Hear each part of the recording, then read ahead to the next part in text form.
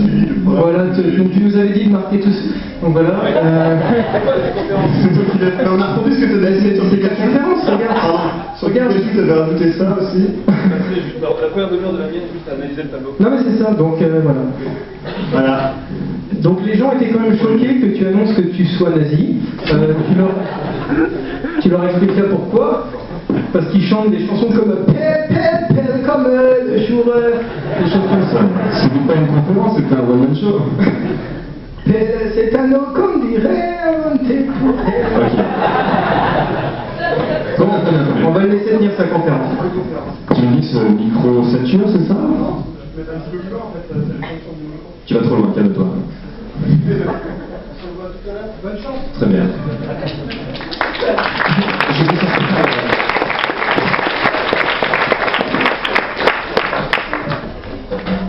Bonjour. Ok, attendez, je vais prendre 3 secondes pour me mettre un peu à l'aise. En tout bien tout honneur.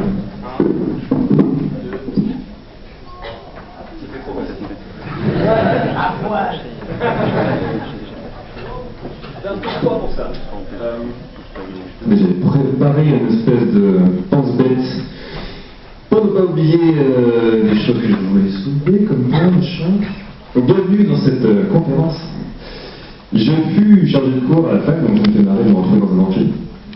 Et j'espère que je n'ai pas trop perdu les automatismes. Je me suis demandé de quoi j'allais parler dans cette conférence. Alors, je me présente peut-être un peu pour les gens qui ne me connaissent pas, parce que ça existe, j'espère. Je m'appelle François et je fais des vidéos sur YouTube sous le nom de Fossoyeur de films. Comme le titre l'indique, c'est des vidéos axées sur le cinéma, et principalement le cinéma de genre. Et donc, ce sera une conférence, j'imagine, à géométrie variable. Donc, n'hésitez pas à poser des questions, car je suis avant tout là pour répondre à vos questions. Donc, n'hésitez pas à vous manifester en poussant un cri strident. J'imagine que ce micro il pourrait être passé comme dans l'assemblée pour poser des questions. On peut le crier. T-shirt rose, est-ce que... Organisation. D'accord. Ok. Donc oui, ça va pas être une conférence sur la géopolitique en Ouganda, mais bien sûr sur la vidéo sur YouTube, puisque je suis là plutôt à ce titre-là.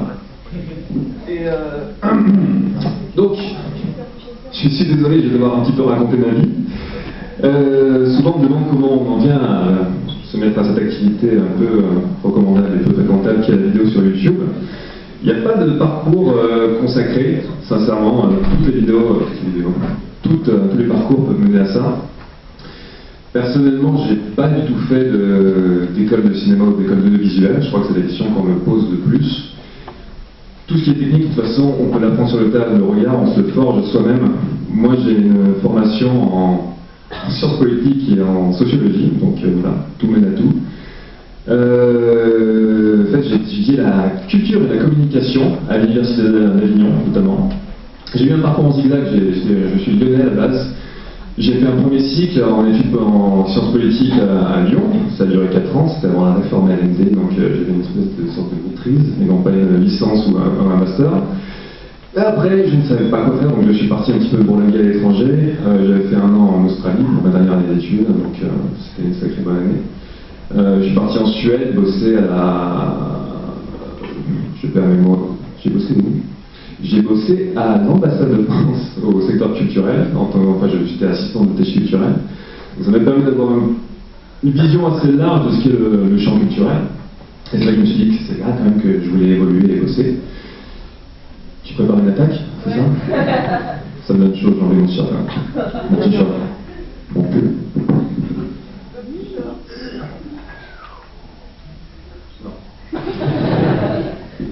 Et voilà, j'en étais où? Oui, j'étais en Suède et je me disais, bon, je bossais en culture, donc je suis revenu. Je suis parti à Avignon faire un Master 2 en management culturel.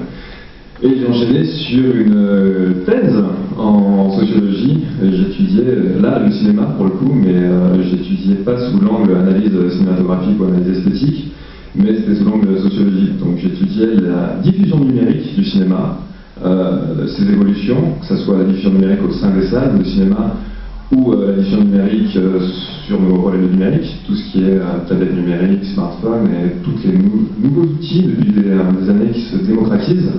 En quoi ça change notre regard sur le cinéma, En quoi ça change notre manière de voir les films, mais aussi notre rapport à l'information qui tourne autour des films, notamment le fait de voir des films en mouvement. Je sais pas, gens qui regardent des films sur tablette numérique dans le train, est-ce qu'on peut réellement considérer qu'il s'agit de regarder un film? Est-ce qu'il y a vraiment l'expérience du film qui a été faite?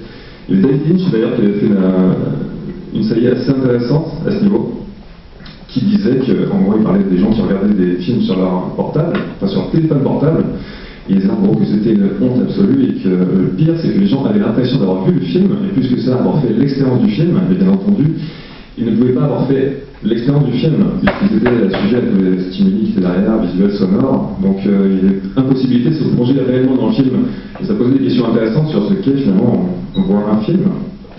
Est-ce que c'est un simple visionnage? Est-ce que c'est une expérience plus globale? Et je crois qu'il avait fait d'ailleurs ça à David Lynch pour les interviews qu'il avait données à la sortie de Inland Empire. Et il y a des gens qui avaient fait un détournement sur YouTube, ils en avaient fait une fausse pub pour Apple. Et ils disaient en gros, c'est de la merde, à la fin il le logo Apple. Et donc voilà, je m'étais un petit peu amusé à faire ça. Je faisais ça en partenariat avec le marché du film à Cannes. Donc cette thèse a été une bonne excuse finalement pour 3 années de suite aller au marché du film. Le marché du film, pour ceux qui ne savent pas, c'est le truc en gros qui se déroule en même temps que le festival de Cannes, mais dont personne ne parle médiatiquement. Tout le monde se focalise bien entendu sur la montée des marches, sur les stars, sur les films présentés en compétition ou dans les sélections, les autres sélections. Mais en même temps, en fait, il y a le marché du film qui se déroule, et c'est exactement ce que le nom indique, c'est un grand marché du film, c'est le plus grand marché international du film. Tous les professionnels de l'industrie du cinéma vont sur ce marché pour faire leurs emplettes, savoir que ce soit les distributeurs, les producteurs, et sont mis à la vente, en gros, dans le marché du film, les états à toute étape de production, que ce soit des ébauches de films, des films en cours de production, ou des films tout terminés pour lesquels il ne reste qu'à les diffuser. Et donc c'était super intéressant. D'ailleurs, il y a beaucoup de gens qui disent que le marché du film à Cannes, c'est un peu un festival du film qui est encore mieux que le festival de Cannes lui-même, parce que c'est une ode au cinéma Z, au cinéma bis. Il y a toutes les productions les plus hallucinantes qu'on peut trouver à la vente, je sais pas, Titanic 2, toutes les productions, enfin, il y a vraiment tout, on n'entend pas parler. Bon, bien sûr, pour ceux qui connaissent, il y a la production Asylum, c'est une maison de production qui se spécialise en fait pas dans une sorte de détournement, comment je pourrais expliquer ça, dans des espèces de décalques mauvais de films qui existent. Il y avait Titanic 2, le monsieur de Titanic, il y avait Paranormal Entity, qui est une sorte de décalque de Paranormal Activity, et se sont fait une spécialité de ça. Donc marché du film, c'est bien pour évoluer au milieu des projets les plus hallucinants qu'on puisse imaginer, et surtout se rendre compte que ce qu'on connaît du cinéma, ce qui est diffusé internationalement et ce qui est diffusé selon les circuits publics, en fait, ne constitue que la partie visible de l'iceberg. C'est vraiment, genre, je sais pas, 2-3% de la production mondiale. Il y a une production absolument hallucinante de films. Et les 3 quarts, on n'entendra jamais parler, tout simplement parce qu'ils n'auront pas trouvé le bon agent pour se diffuser. Enfin, ouais. Donc voilà, je me suis étendu sur ce sujet que j'ai traité, et quand je faisais cette thèse, j'avais terminé les cours en sociologie à l'université, et tout simplement je me suis rendu compte que c'était pas dans ce milieu que je voulais évoluer dans ma vie, parce que j'avais d'autres projets en tête, je voulais un peu sortir de l'université et pas rester entre guillemets un éternel étudiant, même si c'est un peu caricatural et facile tout le temps de catégoriser les gens qui bossent à l'université comme des éternels étudiants, c'est plus complexe que ça. Mais j'avais envie d'en sortir quand même, et j'avais des projets en tête, dont les projets de vidéo. Ça fait quelques années que j'étais très friand des formats de critique cinéma, notamment pour ceux qui connaissent le Nostalgia Critique, tout ça clique, la bière de classée, tout ce site américain où le Nostalgia Critique en fait est la figure de proue, mais il a réuni autour de lui plein de chroniqueurs, dont quelques-uns m'ont particulièrement inspiré, comme la Nostalgiatique, Spoonie ou encore le Cinéma Snob. Et c'est quelque chose que je ne voyais pas trop développer sur l'internet français en tout cas. Je ne sais pas si c'est parce que je cherchais au mauvais endroit ou tout simplement si c'est parce que c'était pas beaucoup fait. Et c'est ce qui m'a un petit peu décidé à franchir le pas. Et beaucoup de gens me demandent comment j'ai franchi le pas, comment on franchit le pas généralement quand on se lance dans ce genre de truc, ou ce qui détermine le fait de vouloir faire des vidéos. Qu'est-ce qui fait qu'on va proposer un contenu qui va pas être juste un contenu de plus, parce que le contenu, il y en a des trouzaines de milliards qui arpentent le net, en gros. Donc, qu'est-ce qui va différencier son propre contenu du reste? Et surtout, est-ce qu'on fait ça pour les bonnes raisons? Et les bonnes raisons, pour moi, tout simplement, c'est faire ce qu'on aimerait voir en tant que spectateur. Et moi, je me suis lancé tout simplement parce que je ne voyais pas ce que je devais voir en tant que spectateur sur le web français, et j'ai essayé de faire ça en tout cas. On ne peut jamais, de toute façon, directement produire quelque chose qui soit à la hauteur de ce qu'on veut. On peut qu'on ait un petit peu d'exigence vis-à-vis de ce qu'on fait, bien entendu. Donc après, c'est bien entendu, il faut trouver le moment pour commencer, il faut se botter le cul pour sortir un premier contenu qui sera forcément imparfait, mais qui est nécessaire de toute façon pour commencer. Donc forcément, tout vidéomaker sur Internet vous dira que ses premières poignées qu'il en a quasi honte. Moi, bien entendu, par exemple, les deux premières chroniques que j'ai faites sur Blade Runner et Resident Evil, c'est la première fois que je le dis correctement. D'ailleurs, sur la chronique sur Resident Evil, j'ai passé, je crois, la moitié du tournage à ne pas dire Resident Evil. Et voilà, et ces deux chroniques, je les regarde d'un œil attendri, bien sûr, parce que j'ai commencé avec, mais avec un petit peu honteux, entre guillemets, parce que je pense pas que le contenu soit honteux, c'est pas ce que je veux dire, mais c'est forcément pas à la hauteur de ce que je voulais, même en termes techniques, parce que n'ayant pas de formation technique du tout, n'ayant pas fait d'école de cinéma ou d'audiovisuel, j'étais nouveau venu sur le domaine. Il y a toute une période, de toute façon, où on va apprendre à utiliser les outils. Et ce qu'on va proposer comme contenu est éminemment dépendant, de toute façon, des outils qu'on a. Il faut tout le temps adapter ce qu'on a. Après, le propos derrière, de toute façon, ne doit pas être dénaturé dans l'idéal, mais il faut toujours adapter la manière de le dire à l'équipement et à la technique qu'on va avoir. On est toujours limité par l'équipement d'une manière ou d'une autre. Donc il faut s'amuser en fait avec les limites et arriver un petit peu à les dépasser.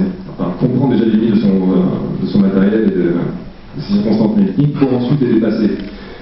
Et voilà, c'est un petit peu ce que j'ai fait. D'ailleurs, au début de la chaîne YouTube, j'avais commencé avec des vidéos musicales, parce que j'ai deux projets sur la chaîne, j'ai le Fossoir de film et les autres chroniques ciné que je fais sur les sorties plus récentes, et j'ai des doigts, qui est un projet musical où je fais des morceaux de musique, à la guitare, à la basse.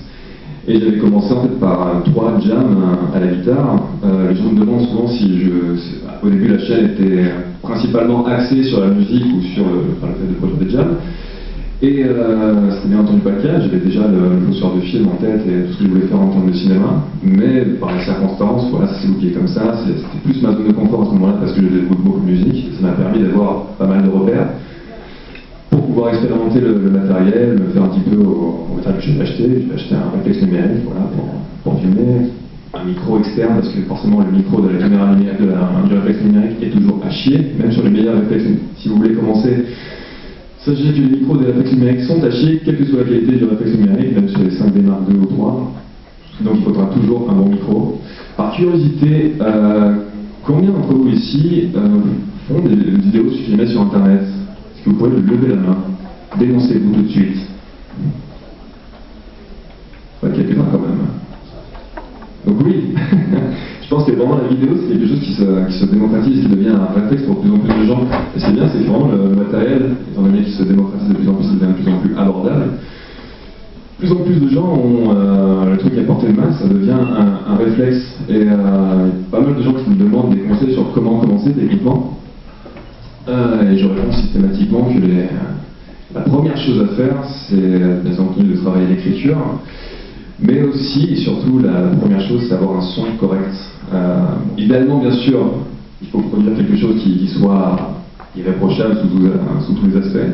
Mais on n'est jamais dans l'idéal. De toute façon, il faut toujours jongler encore une fois avec les circonstances. Donc, à moins d'avoir l'habilité d'un vieil oncle, on ne peut pas avoir énormément d'argent tout de suite à investir dans du matériel. Et de toute façon, il faut prendre ses marques parce que peut-être qu'on n'a finalement pas envie de faire de la vidéo. Et de toute façon, on a une zone où on va un petit peu tester ce dont on a envie. Finalement, on se rend compte qu'on n'a pas forcément envie de faire des vidéos, donc autant ne pas avoir investi 1 milliard d'euros dans des matériels de fou. Mais la première chose, pour moi, c'est vraiment un bon son. Et beaucoup de gens pâtissent d'un mauvais son, je trouve, notamment sur les vidéos YouTube, et c'est vraiment super essentiel. Autant une bonne image, c'est pas forcément utile, c'est plutôt un confort de vision, on va dire. Mais je sais pas, par exemple, Antoine Daniel qui fait What the Cut, il a toujours eu un son vraiment correct, et c'est ce qu'il a tout de suite différencié. Alors au début, il filmait avec une webcam dégueulasse, dans le noir, on voyait rien, c'était vraiment l'image, il était à chier. Mais il avait un super montage, et il avait vraiment un son dès le début qui était vraiment bon.